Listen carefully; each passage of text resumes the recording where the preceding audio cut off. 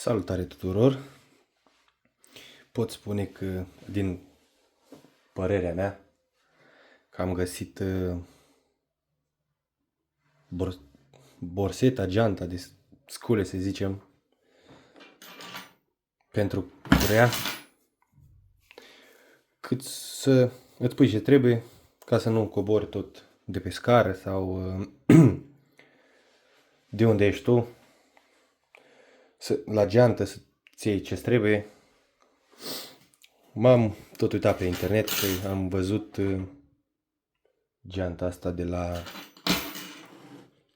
ToughBuilt, cred că așa se pronunță, nu știu exact. Ce drept, e un pic cam mare, dar este și destul de încăpătoare, zic eu.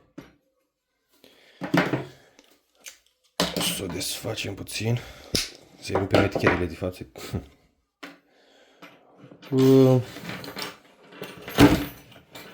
Avem, ea vine cu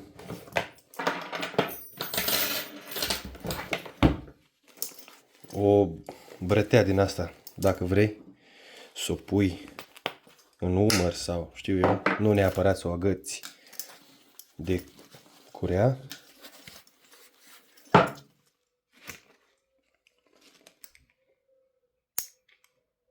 Așa. Aici avem un burete foarte moale, să nu cumva să ne deranjeze la umăr sau știu eu. Așa. Geanta în sine și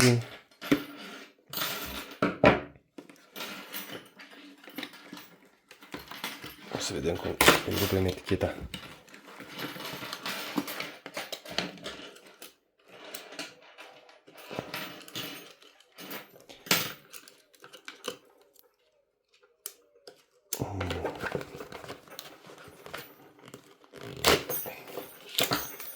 Cu geanta în sine și are aici un suport care poți să-l prinzi pe centură.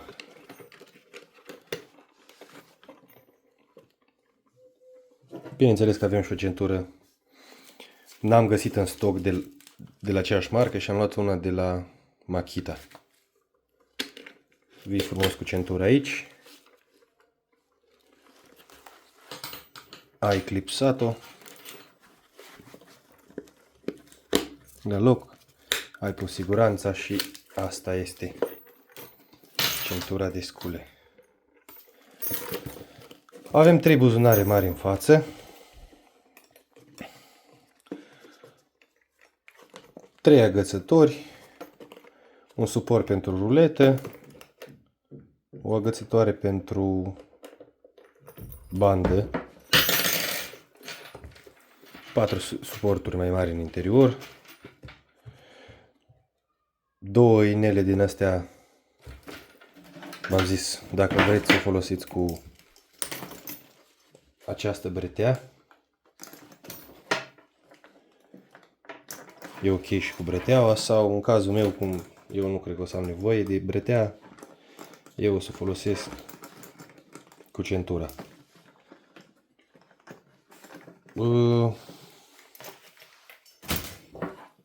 Avem aici pe 3-4 locuri pentru, știu eu, șurubelnițe, clești, pentru aparat de măsură. Avem un buzunar aici care poți să spui orice cleme, vagă sau știu eu.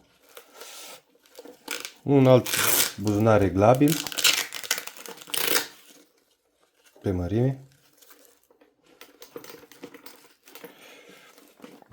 Bine, și astea 3 din față tot așa reglabile pe mărime.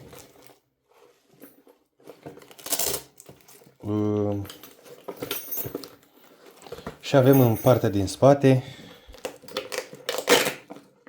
ea poate să stea și în picioare. Avem un suport cu Sky.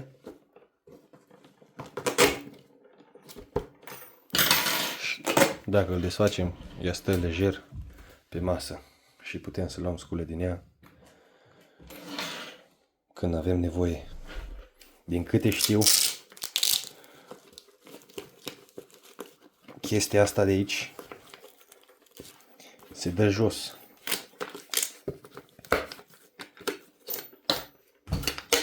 Acest suport. Dar acum, ca să mă fac de râs, aha, doar trebuia să împing așa. Asta e un suport.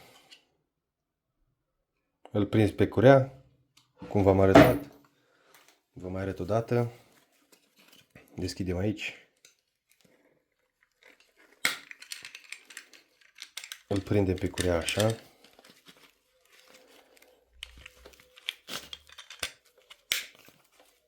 Și asta e tot.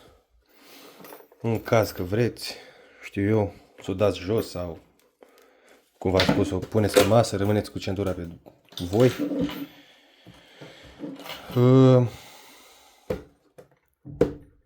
O sprijinim de suportul ăsta. Și când am terminat treaba sau doar o punem pe centură și ea s-a cuplat. Și aici. Super tare sistemul ăsta. O să revin cu un videoclip cu ce eu putem, cu ce am echipat-o eu sau vedem. Cam asta e pentru astăzi. Mulțumesc de vizionări și ne auzim data viitoare. Numai bine!